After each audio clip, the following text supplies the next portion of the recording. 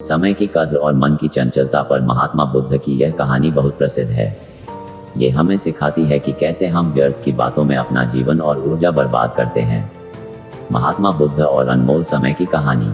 एक बार की बात है, महात्मा बुद्ध अपने शिष्यों के साथ एक गांव से दूसरे गांव की यात्रा कर रहे थे। गर्मी का दिन था और रास्ता काफी लंबा था। चलते चलते बुद्ध को प्यास लगी तो वे एक वृक्ष की छाया में बैठ गए और अपने सबसे प्रिय शिष्य आनंद से कहा, आनंद, पीछे एक छोटा सा झरना था, जाओ और वहां से मेरे लिए थोड़ा पानी ले आओ। आनंद आज्ञा मानकर पीछे की ओर चल दिया। जब वह झरने के पास पहुंचा तो उसने देखा कि अभी अभी कुछ बैलगाड़ियां उस झरने के ऊपर से गुजरी थीं। इस वजह से झरने का पानी बहुत गंदा और मिट्टी से भरा हो गया था। आनंद ने सोचा, यह पानी पीने लायक नहीं है, इससे तो तथागत बुद्ध बीमार पड़ जाएंगे। वह खाली हाथ वापस लौट आया और बुद्ध से कहा, प्रभु, उस झरने का पानी बहुत गंदा है, वह पीने योग्य नहीं है। अगर आप आज्ञा दें तो मैं आगे की किसी नदी से पानी ले आऊं। बुद्ध मुस्कुराए और बोले, नहीं आनंद, तुम वापस उसी झरने पर जाओ। धैर्य और समय का खेल। आनंद थोड़ा हैरान हुआ, लेकिन वह फिर से झरने की तरफ चल पड़ा। इस बार भी पानी वैसा ही गंदा था। वह फिर लौट आया। बुद्ध ने उसे तीसरी बार फिर वहीं भेजा। जब आनंद तीसरी बार वहां पहुंचा तो वह देखकर दंग रह गया। जो पानी कुछ समय पहले कीचड़ और मिट्टी से भरा था, वह अब एकदम साफ, निर्मल और पारदर्शी हो गया था। सारी मिट्टी नीचे बैठ चुकी थी और पानी कांच की तरह चमक रहा था। आनंद पानी लेकर बुद्ध के पास पहुंचा। बुद्ध ने पानी पिया और आनंद से एक बहुत गहरी बात कही।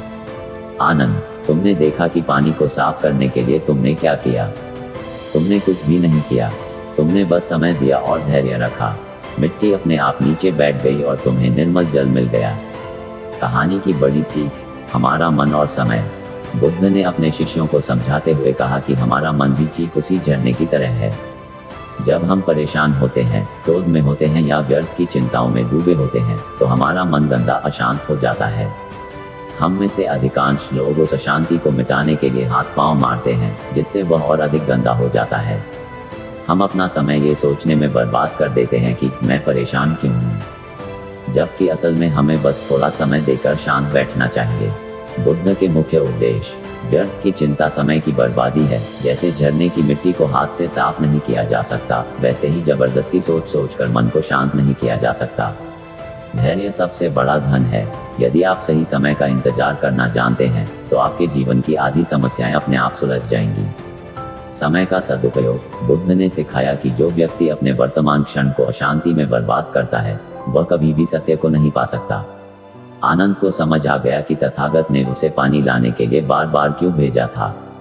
वह केवल पानी नहीं मांग रहे थे, बल्कि आनंद को, प्रतीक्षा और समय की शक्ति का पाठ पढ़ा रहे थे।